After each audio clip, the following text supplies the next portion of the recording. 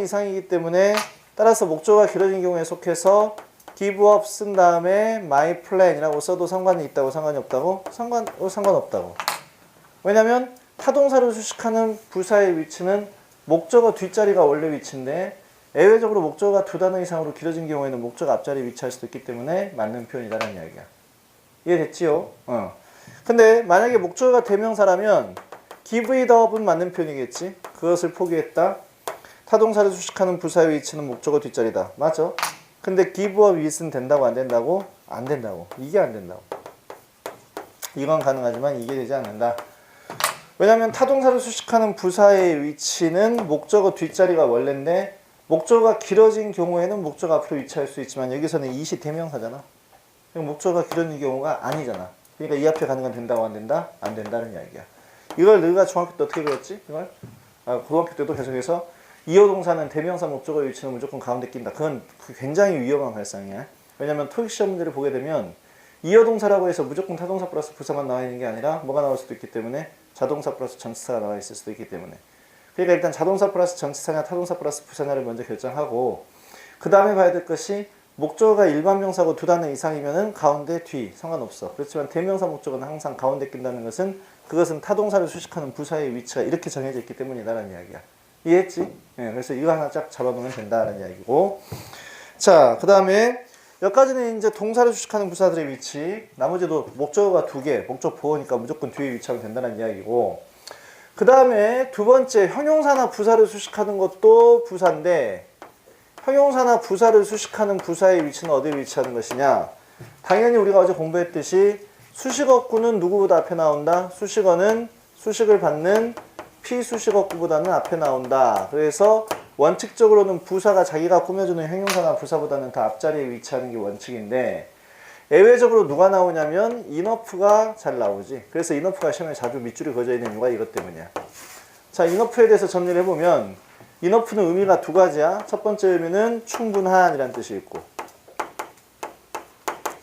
얘는 니은으로 끝나기 때문에 품사가 뭐가 되고 형용사가 되고 그 다음에 enough가 가지고 있는 두 번째 의미는 충분히 내지는 충분하게 라는 의미를 갖고 있는 뭘로 쓰인다? 부사로 쓰인다는 이야기야. 근데 형용사 enough는 시험에 나오면 답이 아니야. 왜냐면 무조건 맞으니까. 즉 형용사 enough는 형용사니까 뭘 꾸며줘야 될까? 명사를 꾸며줘야 돼. 이 명사를 꾸며주면 형용사 enough는 명사 앞자리에 와도 맞고 명사 뒷자리에 빠져 있어도 맞다라는 이야기야. 그러니까 형용사 enough는 틀린 문장이 나오기가 힘들다는 이야기지. 앞뒤 다 위치할 수 있다. 근데 부사 enough가 가지고 있는 중요한 특징은 자기가 수식하는 형용사나 부사보다는 enough의 위치는 항상 어디 등장하는 것이다? 항상 뒤에만 등장해야 되는 것이다. 이게 부사 enough가 그토록 중요하게 나오는 이유가 된다 이 말이에요. 그래서 부사 enough는 이유 여하를 막론하고 무조건 자기가 수식하는 형용사나 부사보다는 어디에 위치한다? 뒤에 위치한다. 그래서 부사 enough가 그토록 시험에 많이 나오는 것이다 라는 이야기야. 그래서 포인트도 첫 번째로 찍어져 있는 게 부사는 그거지. enough에 대해서 찍어져 있지. He is rich enough. 그는 충분히 부유합니다. It is good enough. 그건 충분히 좋습니다. 전부 다 rich라고 하는 형용사를 꾸며주는 enough이기 때문에 부사 enough. 두 번째는 it is good enough에서도 good이라고 하는 뭘 꾸며주니까 형용사를 꾸며주는 enough이기 때문에 이것도 부사 enough 이렇게 되어 있다는 이야기야. 알겠지? 그래서 부사 enough는 항상 자기가 수식하는 형용사나 부사보다 뒷자리에 위치하는 것이다 라는 이야기. 자, 그러면 지금 어떻게 하고 있어? 부사에 위치했는데 첫 번째는 동사를 수식하는 부사의 위치, 두 번째는 형용사나 부사를 수식하는 부사의 위치. 그럼 우리가 부사는 첫 번째 뭘 수식한다? 동사 수식한다. 그 다음에 형용사나 부사를 수식한다. 세 번째 뭘 수식한다? 문장 전체를 수식한다. 그러니까 이제 세 번째는 문장 전체를 수식하는 부사의 위치가 되겠지. 문장 전체를 수식하는 부사의 위치는 첫 번째 문장의 맨 앞이야. 문장의 맨 앞에 위치하거나 혹은 두 번째 동사 앞에 위치한다. 요것이 문장 전체를 수식해주는 부사의 위치야. 굳이 다시 설명할 필요 없지. 이건 설명 자주 했었지. 어디서 설명했었냐면 분사구문 설명할 때도 복문을 단문으로 고치는 과정에서 복문이 부사 덩어리인 부사절이라면 문장의 맨 앞에 접조동이 앞에 나가서 뭘 찍을 수 있다? 컴마를 찍을 수 있다라고 했었어. 그게 뭐냐면 문장 전체를 수식해주는 부사의 위치니까. 자, 이거 다시 한번 생각해봐. 주어, 동사, 접속사, 주어, 동사의 구문에서 접속사 S2가 요렇게가 무슨 절인 경우에 부사절인 경우에는 접속사 S2V2가 문장의 앞에 나가서 컴마 찍고 S1, V1으로 고쳐 쓸 수 있다라고 분명히 이야기 있었어. 근데 얘가 문장의 맨 앞에 나가서 컴마를 찍었다는 것은 무슨 절이라는 이야기라고? 부사절. 어떤 부사? 문장 전체를 수식해주는 부사다라는 이야기야. 그러면 문장 전체를 수식해주는 부사의 위치가 문장의 맨 앞 내지는 누가 앞이라고? 동사 앞이라고. 그래서 주어 동사 S1, V1 놔두고 이 자리에다가 접속사 S2, V2를 쓰는 것도 맞는 문장이다, 틀린 문장이다, 맞는 문장이다. 이게 문장 전체를 수식해주는 부사의 위치가 이래서 그래. 알겠지? 응. 그래서 우리 책에서도 보면 Happily he didn't die 라는 표현 자체 나왔지, 포인트에. 그러면 행복하게도 그는 죽지 않았습니다 라는 뜻이고 문장의 맨 앞에 나왔기 때문에 문장 전체를 수식해주는 부사가 되고, 그럼 얘는 죽었다는 이야기야, 살았다는 이야기야? 살았다는 이야기지. 행복하게도 그는 죽지 않았습니다. 그는 살아있습니다 라는 뜻이고, 근데 he didn't die happy라고 써져 있으면 이때 happy는 동사 뒷자리에 들어가 있으니까 무슨 부사가 되지? 이것은 동사 수식 부사야. 그러니까 동사 앞에서 들어가서 해석하는 것이야. 그는 행복하게 죽은 게 아닙니다 라는 뜻이야. 그럼 그 말이면 그는 죽긴 죽었는데 어떻게 죽었다? 불행하게 죽었습니다 라는 뜻의 표현으로 해석이 되어지는 말이라고. 이해됐지? 네, 오케이. 자, 이제 부사 위치 끝났고 두 번째 부사의 종류는 뭐냐? 그럼 첫 번째 단순 부사, 이런 거 신경 쓸 필요 없고 넘어가서 부사의 종류에서 중요한 것은 뭐냐면 빈도부사지. 5번의 빈도부사. 자, 빈도부사라고 하는 것은 뭐가 빈도부사냐면 how often에 대한 답으로 나올 수 있는 게 빈도부사야. 얼마나 종종이라고 하는 질문에 대한 답으로 나올 수 있는 부사가 빈도부사가 되는 것이고, 너는 얼마나 자주 공부하니? 그러면은 항상 공부해 라는 표현을 할 수 있기 때문에 always, 그게 무슨 부사라고? 빈도부사. 두 번째, 일반적으로 공부해. 그러면 usually, 이것도 빈도부사. 그 다음에 아예 공부 안 해. 그럼 뭘 쓰는 것이지? never, 이것이 빈도부사. 그 다음에 중요한 빈도부사로 누가 있다? hardly, scarcely, seldom, rarely, barely와 같은 준부정어들. 얼마나 자주 공부하니? 거의 공부 안 해. 말 되니까 이것도 빈도부사가 되는 것이다 라는 이야기야. 알겠지? 네, 오케이. 자, 그 다음에 빈도부사의 위치. 그리고 빈도부사인 경우를 알아차렸으면 빈도부사는 뭐가 시험에 나온다고? 위치가 시험에 나온다. 빈도부사의 위치는 어디 위치하는 것이다? 비동사, 조동사 뒤, 일반 동사 앞에 위치하는 것이다. 비조디, 일동합 이런 거 기억하고, 사실 그게 다가 아니야. 축약형의 구문 같은 경우에는 조동사 앞에 위치해. 이제는 비동사 앞에 위치한다. 이런 예외적인 사실도 있는데, 뭐 내가 방금 뭐라고 했지? 축약형의 구문 같은 경우에는 비동사, 조동사보다 앞에 위치한다고 해. 근데 이런 예외적인 것들도 있는데 이런 것은 우리 시험에 나오지는 않기 때문에 그냥 버려버리고 원칙 그대로 비동사, 조동사 뒤, 일반 동사 앞에 위치한다. 이렇게 알고 있어도 상관없다라는 이야기야. 알겠지? 네. 의문부사, 관계부사. 이건 뭐하고 차이가 나올까? 오른쪽 책에 나와 있는 거. 의문대명사, 관계대명사하고 차이가 나겠지. 의문대명사나 관계대명사는 뒷문장에 빠진 명사의 존재가 있어야 되고, 의문부사나 관계부사는 뒷문장이 완전한 문장 구조가 나와야 된다. 이런 것들 따위가 시험에 나올 수 있다 이 말이야. 중요한 건 주의해야 될 부사네. 거기다 별표쳐놔. 부사에서는 요것이 시험에 잘 나와. 주의해야 될 부사. 자, 일단 베리하고 머치하고 차이점 봐보자. 둘 다 의미가 똑같으니까 비교를 하겠지. 베리와 머치. 자, 베리는 형용사나 부사의 원급을 수식한다. 이거 모르는 사람 많다. 요건 알아. 베리는 형용사나 부사의 원급을 수식한다. 이거 이 내용은 알겠지. 근데 머치는 이 다음이 요거 중에 뭘 수식해? 동사를 수식하거나 아니면 형용사나 부사의 무슨 급을 수식한다? 비교급을 수식한다. 이게 첫 번째 차이점이야. 그러니까 베리는 동사를 수식해 못해? 못해. 누가 수식한다고? 동사는 머치가 수식한다고. 그러니까 thank you very much라고 한 경우에는 머치가 thank라고 하는 동사를 수식하는 것이고 very가 much라고 하는 부사의 원급을 수식하는 것이야. 알겠지? 졸라 감사해요 했었을 때 much가 thank라는 동사를 수식하는 것이고 very는 much를 수식하는 것이라고. 그러니까 지금 very는 뭐만 수식한다고? 일단 품사적으로 봤을 때는 형용사나 부사만 수식한다고. 그 다음에 두 번째 무슨 급만 수식한다고? 원급만 수식이 가능하다고. 비교급은 누가 수식하는 것이고 머치가 수식하는 것이고 동사도 누가 수식하는 것이고 그것도 머치가 수식하는 것이고. 시험에서는 비교급 앞에 머치가 맞냐 베리가 맞냐 이런 걸로 시험이 많이 나오지만 일반적으로 우리가 이건 굉장히 구별을 잘해서 알고 있어야 돼. 자, 그 다음에 최상급하고 결합하는 과정이 베리는 이런 표현은 가능해. 더 베리 최상급 이건 가능해. 근데 사실 이때는 더 베리라고 하는 이 말이 형용사처럼 쓴 거지. 형용사. 바로 그 뭐 이 말이니까.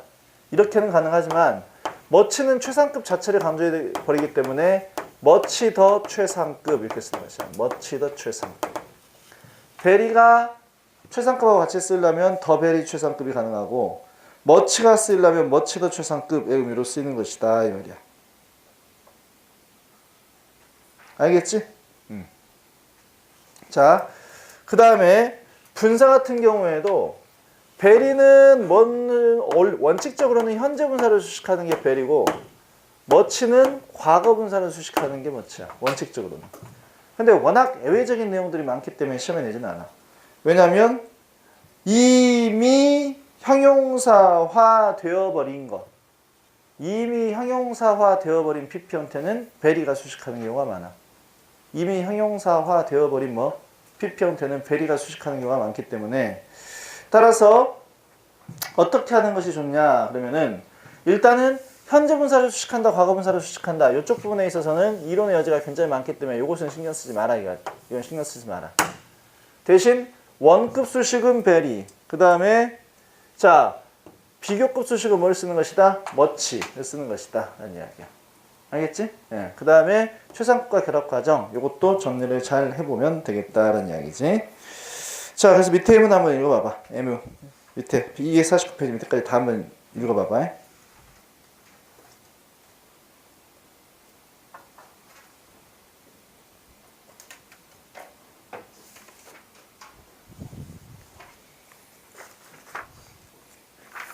어디 부분을 보지 말라고?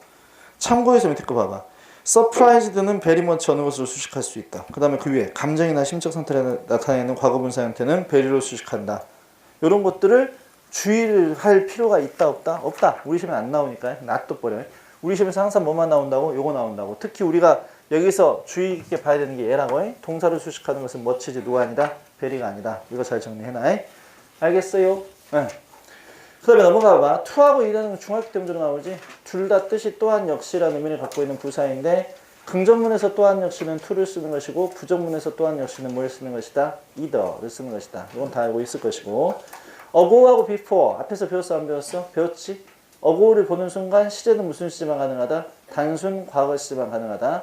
근데 before는 단순 과거 시제, 과거 완료 시제, 현재 완료 시제 다 가능하다 이 말이야. 그래서 실질적으로 시험에 나오는 건 누가 시험에 나온다고? ago가 나오지 before가 나오지는 않는다 이 말이야. 알겠지? 네. 그 다음에 already나 yes나 still과 같은 표현들이 나오지. 여기다가 별표 쳐놔. 이거 모르는 사람이 꽤나 많거든. 그래서 이런 별표를 쳐놓고 보자 이 말이야. already, still, yet. 자, already가 있고 yes이 있고 still is. 그럼 한번 표시를 해놔봐. 일단 얘네들이 전부 다 비교할 만한 가치가 있어. 왜 가치가 있는지 생각을 해보자. 일단 긍정문에서 쓰이는 경우, 부정문에서 쓰이는 경우, 의문문에서 쓰이는 경우가 있다 이 말이야. 긍정문, 부정문, 의문문.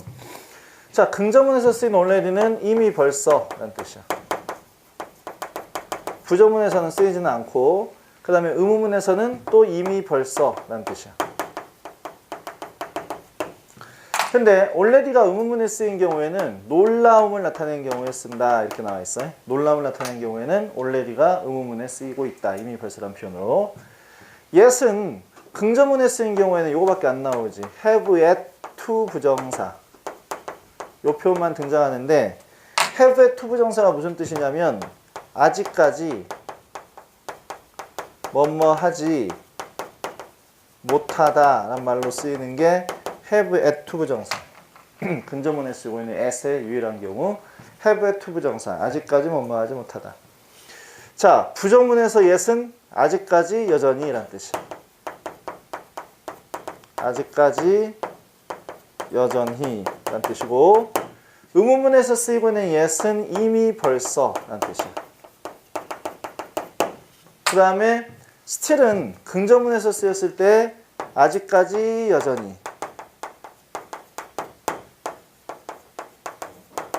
부정문에 쓰였을 때도 아직까지 여전히 의문문에 쓰였을 때도 아직까지 여전히 이런 말로 쓰인다고.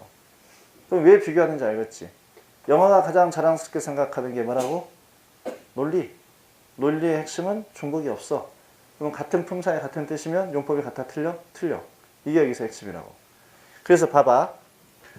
부정문에서 아직까지 여전히라고 쓰이고 있는 누구하고 누구를 비교해야 돼? yet과 still을 비교를 해야 될 것이고, 똑같이 의문문에서 이미 벌써라는 말로 쓰이고 있는 already하고 yet을 비교를 해야 돼. 근데 already하고 yet의 차이는 나왔지. already는 이미 벌써라는 뜻인데 어떤 의미가 있다고? 놀라움을 나타낼 때 쓰는 것이다. yes는 일반적으로 쓰는 것이다. 그러니까 시험에 나와 안 나와? 안 나와. 이건 말하는 상황이 주어져야 돼. 그래야지 얘가 놀랬는지 안 놀랬는지 알 수 있어. 그러니까 넘어가도 상관없는 것이고, 진짜로 중요한 건 우리가 보는 시험에서는 요거지. 우리 고등학교 단계에서는 거의 물어보지 않는데 토익에서는 1년에 이것도 서너 번씩 나와. 뭐냐면 yet하고 still하고 차이점. 둘 다 부정문에서 아직까지 여전히란 말로 쓰이는데 차이점은 뭐냐? yet은 부정어보다 뒤에 나와. 부정어 뒤에 나오고, still은 부정어보다 앞에 등장한다. 이게 차이야. 아직까지 여전히 있었을 때 yet이라고 하는 것은 어떻게 나온다고? 부정어구, not이나 never보다 뒤에 나오고 still은 그것보다 앞에 나온다 라는 이야기라고 해. 자, I cannot believe it yet 이렇게 쓴다는 이야기고, 즉 yet은 not보다 뒷자리에 들어간다는 이야기고, I still cannot believe it 이렇게 쓴다는 이야기라고. not보다 또 부정어를 달고 있는 조동사가 있으면 그 조동사보다도 더 앞자리에 가서 위치하는 게 still이라고 하는 부사의 특징이더라라는 이야기야. 간단하지. 둘 다 부정문 내에서는 아직까지 여전히라는 말로 쓰이는데 yes은 부정어보다 어디 나오고? 뒤에 나오고, still은 부정어보다도 앞에 등장하더라. 이게 차이점이라고. 이해됐지? 네. 그 다음에 still이 또 이렇게도 있지. 여기 보면 still은 긍정문, 부정문, 의문문에서 전부 다 무슨 뜻이야? 전부 다 아직까지 여전히란 뜻이야. 따라서 still은 긍정문인 경우와 두 번째 부정문인 경우의 차이점도 알고 있어야 돼. still이라고 하는 부사가 긍정문에 쓰였을 때는 어느 자리에 위치하냐면 빈도부사의 자리에 위치. 빈도부사 자리에 위치한다고 했기 때문에 어디 자리? 비동사, 조동사 뒤, 일반동사 앞에 위치하는데, still이 부정문에 쓰였을 때는 여기 나왔지? 뭐보다 앞에 위치한다고? 부정어보다 무조건 앞자리에 가서 위치하는 것이다. 이것이 긍정문에 쓰이고 있는 still과 부정문에 쓰이고 있는 still의 차이점이 된다라는 이야기야. 이런 거 생각해 본 적이 없잖아. 그지? 그러니까 빨리 공부를 해놔라는 이야기야. 자, 그 다음에 오른쪽에 just now 그리고 just now 이거 어디서 공부했지 또? 시제편에서 공부했어. 그러니까 지금 뒤로 가면 갈수록 공부할 게 없어. 앞에 거 정리를 해놨으면. just는 방금이란 뜻으로 현재 완료 시제하고 결합하는 게 자연스럽고, 위치한다 하더라도 have하고 pp 사이에 위치하는 게 just의 일반적인 위치다. just now는 무슨 뜻이라고? 이제 막 이란 뜻이니까 just now는 뭐하고만 결합이 가능하다? 단순 과거 시제하고만 결합이 가능하다. 이게 차이점이라고 해. just now하고 just의 차이점. now는 당연히 현재 시제고 지금이란 뜻의 표현이기 때문에. 이해됐지요? 네. 그 다음에 이제 6번에 보면 형용사하고 부사의 형태가 같은 것들. 이거 잘 봐놔. 하드도 형용사도 하드, 부사도 하드. 패스트, 특히 패스트의 별표. 왜냐면 이걸 시험에 냈더니 다 틀려버리더라라는 이야기야. 왜냐면 어제 선생님이 했던 이야기를 잘 기억해봐야 돼. 시험 때가 되면 뭐가 생긴다고? 초능력이 생기는데, 그놈의 초능력이 긍정적인 방향으로 발달하는 사람도 있지만 부정적인 방향으로다가 그 초능력이 작용하는 경우도 또 있더라라는 이야기가 있었어. 자, 그래서 어떤 문제를 낸 적이 있었냐면 he ran 밑줄 이렇게 나왔어. 아주 간단하게 표시한다면 in 그다음 in 아니구나. he ran fast. fast냐 fast냐 나왔지. he ran as 밑줄 as possible. 이렇게 간단하게 시험에 나왔었는데, 여기가 fast가 맞냐 아니면 fastly가 맞냐 이렇게 시험에 문제를 냈더니 대부분의 아이들이 그는 가능한 한 빨리 뛰었습니다 라고 해석을 했단 말이야. 일단 그지? 가능한 한 빨리 뛰었습니다. 그나서 생각하는 게 as하고 as 사이에는 형용사나 부사가 들어가는데 요걸 빼고 문제를 보라고 했다. 그러면 동사를 꾸며주는 표현이기 때문에 부사가 들어갈 자리구나. 그래서 fast는 형용사니까 부사인 fastly가 답이다. 이렇게 알고 있던 애들이 꽤 많았다고. 아니라고. 이거 부사 아니야. fast는 부사가 뭐라고? 그냥 fast야. 형용사도 패스트, 부사도 패스트. 요 패스트를 정리를 잘 해놔야 될 필요가 있다라는 이야기야. 이해하셨습니까? 패스트는 형용사도 패스트, 부사도 패스트. 이것을 먼저 정리를 잘 해놔야 될 필요가 있겠다는 이야기야. 오케이, 바리. 그 다음에 이제 포인트. 거기다 별표 5개. 시험에 실질적으로 나오면 그것만 시험에 나와. 뭐가 시험에 나온다고? 실질적으로 시험에 나오는 것은 그쪽 내용이더라. 그러면은 형용사 형태와 그 다음에 부사, ly가 붙어있는 부사와 ly가 붙어있지 않은 부사끼리의 차이점. 이것에 대해서 시험에 잘 나오더라 이 말이야. 알겠지? ly가 붙어있는 부사와 ly가 붙어있지 않는 부사끼리의 차이점. 자, 가장 대표적인 게 이거지. 하드하고 하들리지. hard, hardly. 하드는 형용사로 쓰였을 때는 단단한, 열심인 뭐 이런 말로 쓰이지만 부사로 쓰였을 때 무슨 뜻이라고? 열심히, 단단히 이런 뜻인데 hardly는 부사로 무슨 뜻이고? 거의 뭐뭐하지 않다라는 의미가 되고 그 다음에 자 high하고 highly도 시험에 잘 나오지. high하고 highly high가 그 자체가 부사로 쓰였을 때는 무슨 뜻이냐면 높게 라는 뜻인데 얘는 진짜로 뭐가 높게? 고도가 높게 라는 의미로 쓰이는 게 high. 근데 highly라고 하는 게 부사로 쓰였을 때는 무슨 뜻이냐면 매우 내지는 매우 좋게 라는 말로 쓰이는 게 highly. ly가 빠졌네. highly. 이것은 매우 내지는 매우 좋게 라는 말로 쓰이더라 라는 이야기야. 자, 거기 나와 있는 거 다 한번 써보자. 그런 것들. close는 가까이. 그 다음에 closely는 무슨 뜻이고? 긴밀히 라는 뜻이고 deep은 무슨 뜻이고? deep은 깊숙이. deeply는 무슨 뜻이고? 매우 라는 뜻이야. 그 다음에 dear는 비싸게. 근데 dearly는 매우 라는 뜻이고 hard, hardly 방금 정리했고 high, highly 정리했고 near는 가까이에 라는 뜻인데 nearly는 무슨 뜻이고? 거의 라는 뜻의 표현으로 쓰는 것이고 pretty는 예쁘게 라는 의미를 가지고 있는 뭐가 pretty는 예쁘게가 아니라 pretty가 예쁘게 pretty는 형용사로는 예쁜 부사로는 매우 꽤 라는 뜻이지. 그러니까 pretty가 부사로 쓰였을 때는 매우 꽤 라는 뜻인데 얘가 뭘로 쓰였을 때 이야기가 지금 prettily,라고 하는 부사로 썼을 때는 무슨 뜻이다? 예쁘게 라는 뜻이 된다. fair는 공정히, fairly도 매우 라는 뜻의 표현으로 쓰입니다. 공정히 지워버리고 그냥 매우라고 쓰는 게 더 나와요. 매우 라는 뜻의 표현으로 쓰이더라. 자, 그 다음에 bad는 나쁜 이란 뜻이고 badly는 매우 라는 뜻의 표현으로 쓰이더라. 이런 것들은 전부 다 시험에 잘 나오니까 정리를 정확히 해놔야 되겠다는 이야기야. 알겠어요? 네, 오케이. 자, 그 다음에 most하고 almost 차이는 어디서 공부했었지? 이것은 대명사편에서 공부했지. 다 기억나지? 그 밑에 한번 표시에 써져 있는 거 봐봐. most는 대명사로 대부분, 형용사로는 대부분의. almost는 형용사로는 대부분의 라는 뜻이지만 부사로는 거의 라는 뜻이야. 같은 품사의 같은 뜻일 때는 용법을 비교해야 된다고 했기 때문에 그래서 형용사 most와 형용사 almost를 비교를 하면 most라고 하는 게 형용사로 썼을 때 바로 뒤에 뭐가 나온다고? 일반 명사가 튀어나온다고. 근데 almost는 형용사로 썼을 때 뒤에 뭐가 나온다고? 부정대명사가 튀어나온다고. 여기서 부정대명사라고 말하는 것은 all이나 every나 any 따위의 말로 쓰이는 것들. 그래서 대부분의 사람들을 영어로 하면 most는 people, almost는 almost everyone 이렇게 쓴다라고 했었어. 기억나지? 네. 그 다음에 자, most는 대명사로 쓰일 수가 있기 때문에 뭐가 가능하고? most of them 이런 게 가능하다고. of 플러스 명사의 수식을 받을 수가 있다라는 이야기고 근데 almost는 대명사로 쓰일 수가 있다 없다? almost는 절대 대명사로 쓰이는 것이 아니어서 그래서 어떻게 한다고? almost는 형용사를 꾸며주는 almost all the student는 가능하지만 almost of them 이런 거 가능해 불가능해? 불가능하다라고 얘기했었어. 기억나지? 네. 앞에서 했던 것들이고 어디서 공부했다고? 대명사편에서 공부했던 내용이야. 그 다음에 이제 그 밑에 나와 있는 부사 so도 어디서 공부했지? 대명사에서 공부했었지. 지시대명사 so를 설명해 주다가 그러다가 내가 뭐라고 했었냐면 기억해보면 so는 시험에 나오면 대명사편에서 시험에 나오는 게 아니라 어디서 시험에 나온다 했었어? 부사편에서 시험에 나와 라고 하면서 so 다음에 주어 동사가 나온 경우와 so 다음에 동사조가 나온 경우의 차이점을 구별을 해줬다라는 이야기야. 이해했지? 네. 그래서 그것만 정리하면 돼.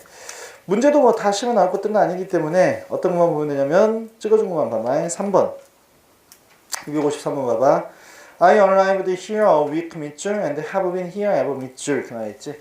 첫 번째 앞에가 arrived라고 하는 과거시가 나왔기 때문에 대놓고 뭘 쓰는 게 좋고 ago를 쓰는 게 좋고 뒤에는 have been here지. 주절이 현재 완료로 나왔다면은 뒤에는 since가 나오는 게 좋겠지. 그래서 ago와 since가 결합되어 있는 몇 번의 답이다? D번이 답이다 이 말인데 이게 시험에 나왔자 뭘로 시험에 나오겠어? 이건 시제표 문제지 이게 부사표 문제로 나오기는 힘들다라는 이야기야. 알겠지? 자 5번 문제 봐봐. 5번 문제. 5번은 시험에 나올 가능성이 굉장히 커. He can speak English. 그가 영어를 말할 수 있어요 라고 얘기해놓고 있단 말이야. 그가 영어를 말할 수 있습니다. 근데 그녀도 이야기할 수 있습니다. 이렇게 쓰는 거야. 그녀도 이야기할 수 있습니다. 어떻게 쓴다고? So can she 라고 쓰면 되지. C번에 she로 고쳐. T가 아니라 she로. 문제가 다 잘못 나왔네. 1번하고 A번하고 C번도 전부 다 she로 고치면 돼. So can she. 그러면은 그녀도 또한 말할 수 있습니다. so 다음에 동사 주어가 들어가 있는 경우. 6번도 봐봐. They didn't go there. 그들은 거기에 갈 수 없었습니다. 그리고 나도 갈 수 없었습니다. 어떻게 쓴다고? so 대신에 neither나 no를 집어넣으면 된다고 했었지. neither did I 라고 쓰면 된다고. 몇 번이 답이다? D번이 답이다. 요것만 정리를 잘하면 되겠다는 이야기야. 그 다음에 8번. This is the grandest hotel in Seoul. The grandest야. 더 플러스 최상급이 나왔는데 그 앞에 밑줄이면 뭐가 가능하다고? 멋지라고. 어떻게 외우라고 했었어? 더 벨이 최상급. 그 다음에 멋지 더 최상급이니까 이건 뭐가 답이다? 멋지가 답이다 라는 이야기고. 9번. He had 밑줄. if지. 이시안이나 구분해주면 앞에도 이시안이나 if를 고치고 만약에 그가 충분히 부유하다면 이란 뜻이지. 근데 그가 돈을 갖고 있다면 had가 지금 뭐기 때문에 여기서는 had가 뭐야? 동사로 타동사이기 때문에 그 뒤에는 명사가 나와야 돼. 그러면 일단 money라고 하는 명사가 들어가 있는 것부터 답을 찾아야 돼. 그러면은 몇 번이 답이야? money가 들어가 있는 게 B번, C번, D번 셋 중에 하나인데 일단 야 money much는 돼 안 돼? money much는 안 돼. 왜냐면은 much는 일반적인 형용사이기 때문에 자기가 수식하는 무엇보다 자기가 수식하는 명사보다 앞자리에 위치하는 게 원칙이다 이 말이야. 그러니까 much money라고 써야지 맞기 때문에 B번은 아니고 C번에 money enough라고 써져 있지. 그러면은 자 enough라고 하는 형용사는 여기서는 if he had money enough enough가 뭘로 쓰였을 때 형용사로 썼을 때는 자기가 수식하는 명사보다 앞뒷자리에 다 위치할 수 있다라고 했었지. 그러니까 money enough라고 써도 상관은 없어. 근데 D번도 too much money 이것도 말이 돼. 그지? 너무나 많은 돈을 갖고 있었다면 그는 필리핀에 방문했었을 텐데 라는 뜻이야. 그렇다면 이것은 잘못 나왔네 문제가. 몇 번 아니 몇 번? C번, D번 둘 다가 답이 가능해. C, D번 둘 다 가능하다. 됐지요? 오케이. 자, 그래서 이 정도 문제만 보면 되지 부사표에서는 더욱더 시험에 나올 것도 없고 일단 중요한 것도 없더라라는 이야기야. 그러면 이제 형용사나 부사가 만약에 시험에 나오잖아. 그럼 뭘로 나오게 되냐면은 이제 뒤에 특수구문 앞에서 다 배웠던 거니까 19번의 문제, 그 19장에 나와 있는 것들은 너희들이 다 한 번씩 그냥 확인해 보면 돼. 월요일까지 수업해야 돼. 월요일까지. 왜냐면 비교 구문이 좀 중요해서 월요일날 빨리 끝나긴 하겠지만 월요일까지는 수업을 할 거고. 근데 19장에 나와 있는 특수구문은 앞에서 했던 것들을 전부 다 다시 한번 확인한 것에 불과한 거기 때문에 마지막에 한번 읽어보면 되는 것이야. 근데 중요한 건 18장에 나와 있는 비교 구문이야. 왜냐면 형용사나 부사가 시험에 나온다고 그랬어? 안 나온다고 그랬어? 시험에 나오지는 않고 나온다 하더라도 동사의 종류편의 시험 문제이거나 아니면 뭐다고 이건? 그냥 그 동사의 종류편의 시험 문제 나거나 아니면 시제편의 시험 문제거나 이런 걸로 나오지. 또 나온다 하더라도 ly가 붙어있는 부사와 ly가 붙어있지 않은 부사의 차이점 이런 것들이나 시험에 나오지 제대로 나오지는 않더라라는 이야기야. 근데 만약에 얘네들이 문법 문제로 나온다면 뭐가 중요하냐면 형용사라고 하는 품사하고 부사라고 하는 품사만 가지고 있는 특이한 성질이 뭐냐면 비교급이라고 하는 것과 최상급이라고 하는 것을 가지고 있는 게 이 두 가지밖에 없다고. 누구하고 누구밖에? 형용사하고 부사밖에 없더라 이 말이야. 그러니까 시험에 나온다면 몇 장의 문제가 시험에 나온다고? 18장의 문장이 시험에 나오게 된다 이 말이야. 그래서 비교 구문이 시험에 나와. 비교 구문 일단 별표 5개 쳐놔. 오늘 비교 구문에서 어느 정도 어디까지 할 거냐면 비교 구문의 관용적인 표현 앞에 정도까지만 해야 될 것 같은데 오늘 다 끝날 수도 있고 안 끝날 수도 있고 그래. 근데 너무 더우니까 잠깐 쉬었다가 한 5분 정도 쉬었다가 비교 구문 쪽으로 들어가자.